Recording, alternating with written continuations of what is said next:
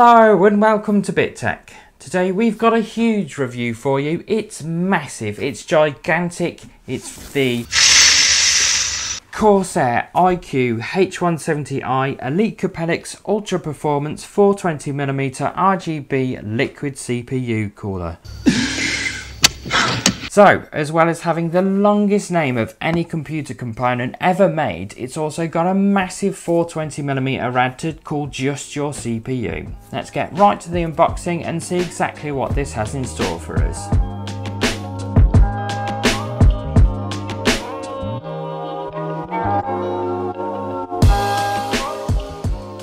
So first up is that massive radiator with a cooling area measuring 420 by 140. It's as much as two 240mm radiators all in one. Now you can't quite get a sense of just how massive it is looking at it in isolation, but say if we set it next to the 360 from the Silent Noob 2, you can see that it absolutely dwarfs it. Even with that massive cooling area, Corsair has managed to package it pretty tightly, measuring exactly 140mm wide and just 450mm long, so just 30mm of overhang. This should ensure that it fits pretty much any case that officially supports a 420mm rad, and maybe even some that don't. The radiator has a fin density of about 21 fins per inch, which is pretty tightly packed. So even though it's only 27mm thick, with the actual cooling core about 22, 23, it'll have masses of cooling potential. Next up is the high performance Rgb Pump Head, which is lit by 33 ultra bright Capellix Rgb LEDs. It also has a split flow copper cold plate design, and the cold plate itself having quite high density fin stack at 128 microsky fins per inch.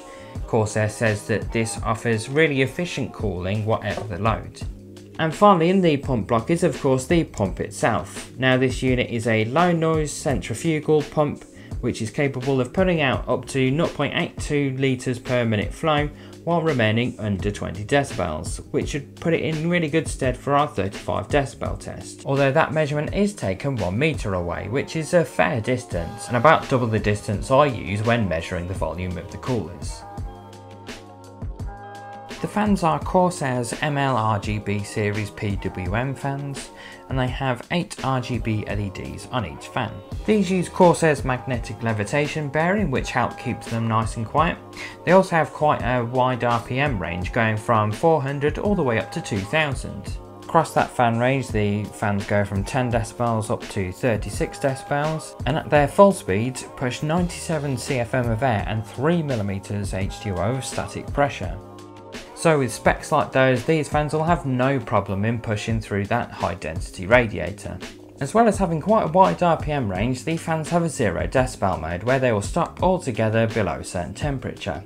This allows you to have a really quiet system when it's idle or low load.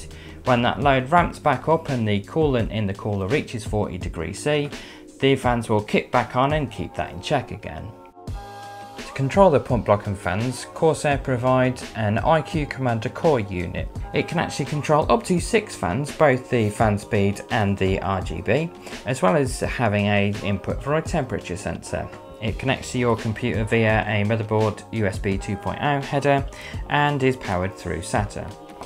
Now you control everything through Corsair's iCue software, and we'll go over the main features of that in just a moment. Also included is a small Allen key and a second top for the pump block. The second pump top has a kind of whitish background, but it's fairly transparent and will allow a lot more of the light of the 33 Capellix LEDs on the pump block through. It's a fairly simple design, and it shouldn't be too hard for people to create their own and really personalise the cooler. Be that with hand tools, 3D printers would be really good, or a CNC if you have access to one. And finally we have the mounting hardware, with the H170i compatible with AM4, STR4, STRX4, TAL1200 and 115X sockets, and the HEDT 2066 and both the 2011 sockets. Corsair have decided to employ their own mounting mechanisms, which are tool free, so you don't need a screwdriver or anything to install them. Now, I did have a go at mounting it on an 1155 motherboard. It's an old dead RTX board that I have just for test fitting and stuff, and it was really easy, didn't have to use a screwdriver at all. But one thing that was a little annoying is that this particular side of the 115X bracket comes off very easily. The other one really takes a good amount of effort to come off. This one, you just have to flick it and it flies off. It's only that one single half of the bracket that I have that problem with though. As you can see, the AM4, that's in there pretty tight as well. So it might just be a slightly defective piece of bracket. So I'm just going to have a rundown of the main features of the iCue software. I'm sure many of you have seen it many times before. So first off, we have the home screen, and at the moment the only iCue product I have is the H170i. So if we click into that, the first thing we have is the lighting setup, which allows you to arrange the fans in the right order and also rotate them so that all the effects work as they should. Then we have lighting effects, where of course you can apply the large number of presets that come on iCue, and then custom ones that you can set up yourself, which you can upload for other people to use, and you can download other people's profiles as well. Just be careful where you get them from. Then you have Lighting Link, which allows you to synchronize all the RGB on all your Corsair products if you have any. One of the best features, I think, is the hardware lighting that saves an RGB profile to the controller itself. So if it can't connect to the iCue software, it's not just going to spooge out rainbow vomit at you. Then one of the most important features for review of the cooler's performance, the cooling setup. It has 4 stock profiles of quiet, balanced, extreme,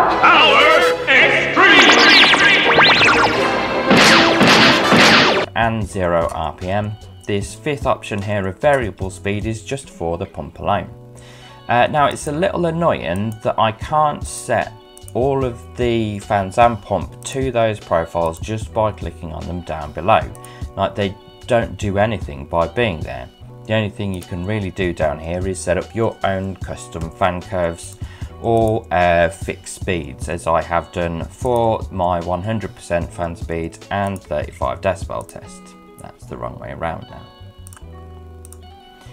There we go. So in order to change the fan speed, you have to go to each individual fan and set the profile or speed that you want. So that's a little annoying. You do, when you click on the fan or pump, get a little graph down here at the bottom that shows you the history of what's been going on, and that goes up to a day if you really want it. That's expanded a little more up in this dashboard section, where you get not only the stats for your cooler, but also your graphics card, processor, motherboard. You can even put RAM on there if you should want to.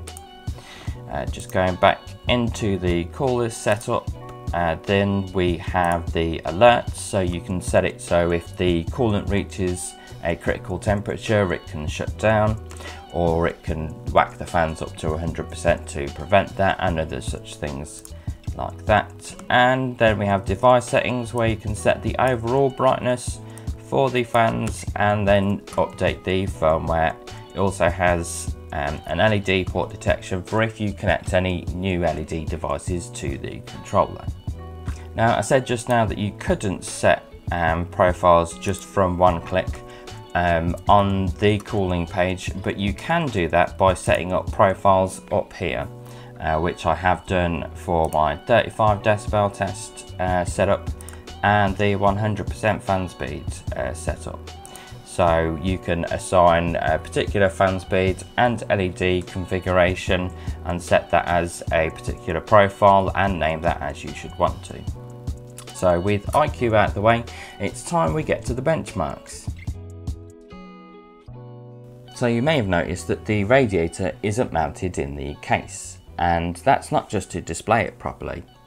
The rest of the coolers I test were tested in the roof of the Silent Base 802, but it doesn't take 420mm rads in the roof, so I had to get a little creative.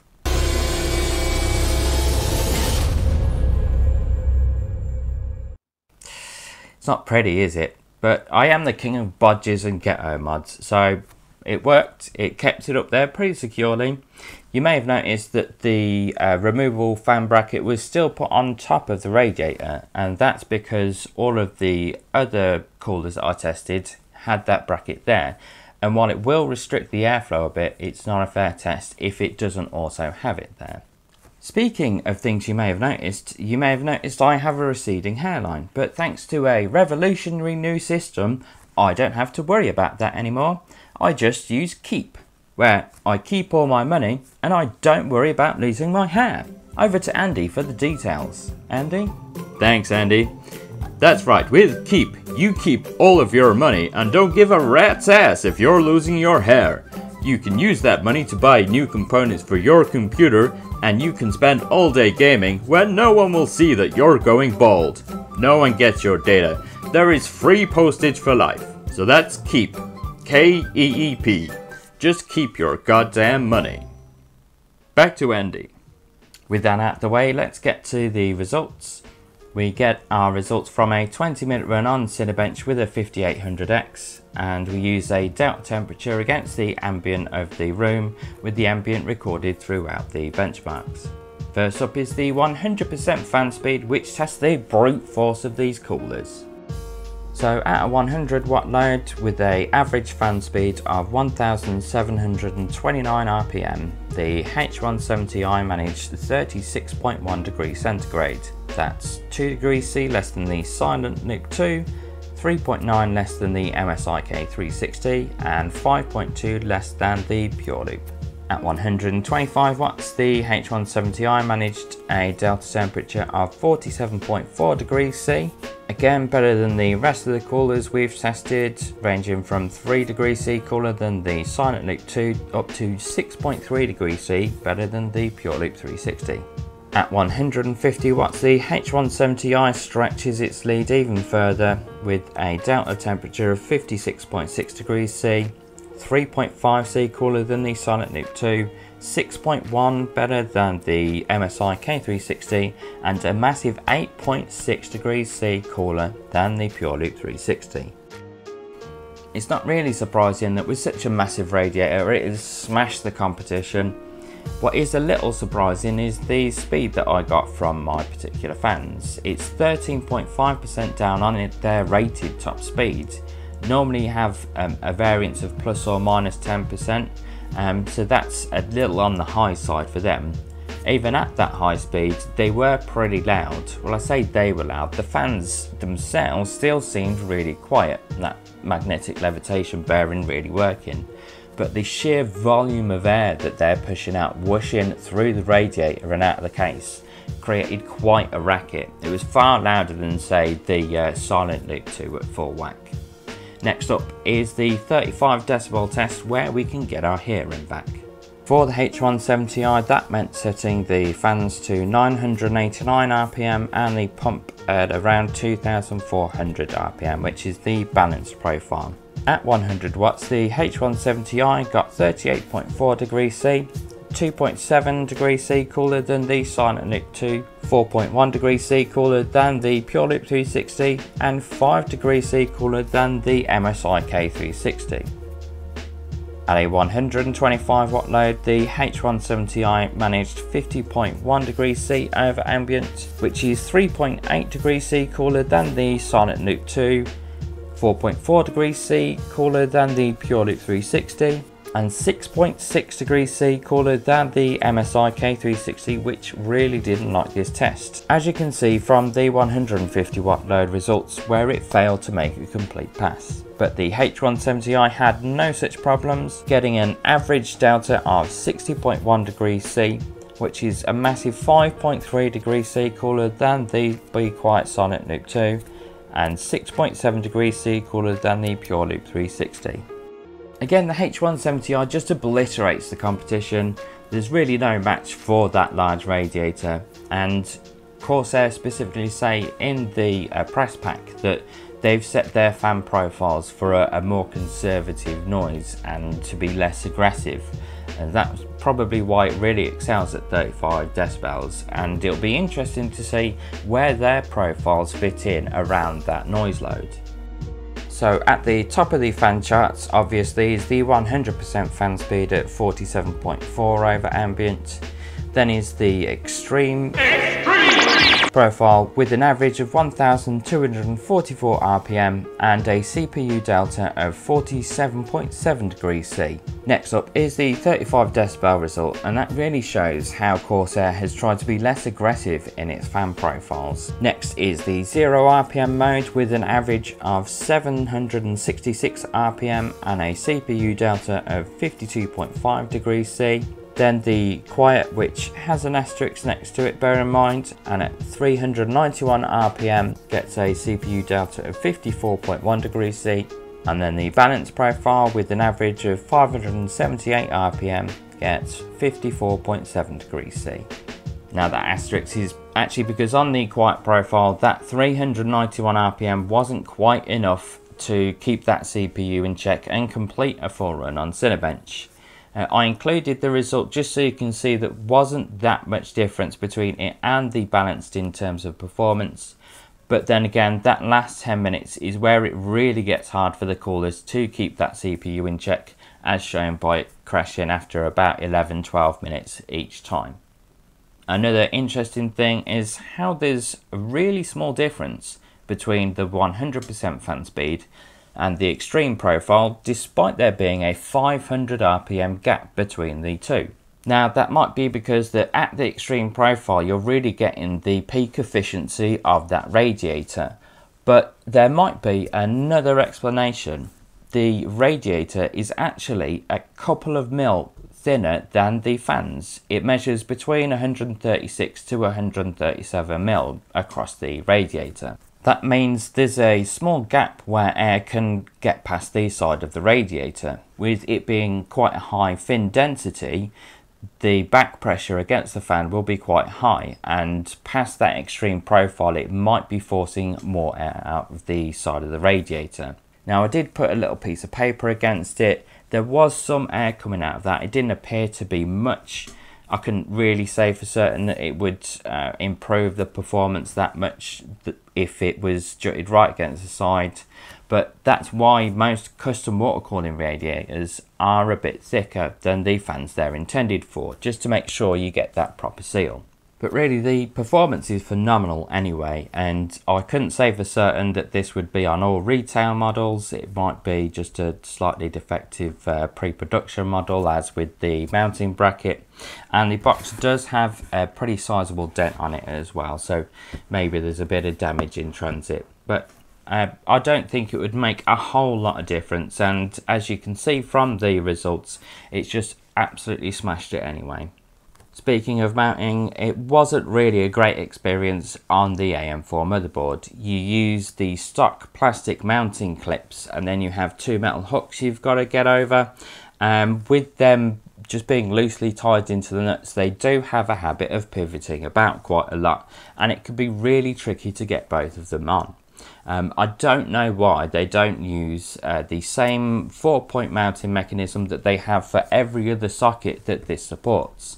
Every other socket has some standoff nuts to get the mounting bracket to the right height to just tighten the nuts up. Why they don't do that with AM4, I don't really know. It must be a cost thing, but I think it's a shame because mounting it on the AM4 was a bit of a pain in the ass. Overall though, the cooler is really well made. I've dropped it a whole bunch of times and it's barely got a scratch on it. The controller's really good. It's got some expandability there for the rest of your case fans. Even if they don't have that 4-pin locking DuPont connector, you can get adapters for it to connect it all up to that one controller, and maybe even sneak in a couple of LED strips. The Capellix LEDs are really bright and they push out some really deep colours, which is really nice. It's great that you get another block cover to change the style a little bit, or if you just want a bit more illumination being pushed through. The Allen key you get to change them is plastic though, which was a little surprising, but that will make it harder to scratch up the surface with it and also stop you over tightening it, so if you ever want to change it in the future you're not going to rip the threads out. Performance was exceptional, especially at low speed and low volume. The fan profiles appear to be a little more complex than they let on. For instance, they say the 0 RPM mode, the fans won't kick on until the coolant reaches 40C, but in the benchmarks it came on far sooner. So it appears to be looking at not just the coolant temperature, but also CPU temperature and load. So it's more like a 3D engine map than just a basic fan curve. Really though, it's all about that exceptional performance. But it is a bit steep at £200 or $230 or euros. Now, you do get a lot for your money, I mean quite literally. You get that large radiator, some pretty decent RGB fans. The controller alone is worth 40 quid, and it's also got some decent software to back it up. Now, it's not as complicated or sophisticated as Aqua Computer's Aqua Suite, but nor does it need to be. Really, its biggest strength is also its biggest weakness. That large radiator is going to restrict your choice of cases. The recent Corsair 4000 and 5000 series cases don't take 420mm rads as stock. So really you're only left with the 1000D if you want to stick with Corsair. But luckily Corsair are also releasing their 7000 series cases today, the 7000D Airflow and this, the 7000X RGB. They have not one, not two, but three places you could put this 420mm rad cooler. The review for this case should be up on the channel later today, if not already. Make sure you check that out as well. So, should you buy this Corsair iCue H170i Elite Capellix? Well, if you're in the market for an all-in-one cooler and you want the ultimate performance or something capable of running insanely quietly and you can swallow that hefty price tag, this is a cooler you should definitely consider. Especially if you're after some case illumination, the Capellix LEDs and the robust customizable software behind them will be right up your street. If you're new to the channel, welcome. Make sure you hit that thumbs up button if you've enjoyed today's review and comment down below on what you think about the new wave of 420mm Radiator all-in-one coolers. Make sure you hit subscribe so you don't miss out on any future content. We've got loads more reviews, build logs and mods on the way and you don't want to miss out on any of that. You can also follow us on Facebook, Instagram and Twitter for all your latest tech news and reviews, links of which are down below. You'll also find a link to our Discord server down there where you can come and tell us about your latest mod or build, or just come and have a chat with a few friendly folk. You'll also find a link to our merchandise store where you can pick up some sweet t-shirts, a cap or a BitTech mug and show your support for the channel. But for now, that's it from me and the Corsair iCue H170i Elite Capellix Ultra Performance 420mm RGB liquid CPU cooler. The review for the 7000X case here should also be on the channel already, if not very shortly. Make sure you go check that out and I'll be back with some more reviews very soon. So until then, take care, stay safe and power extreme. Nope. See you then.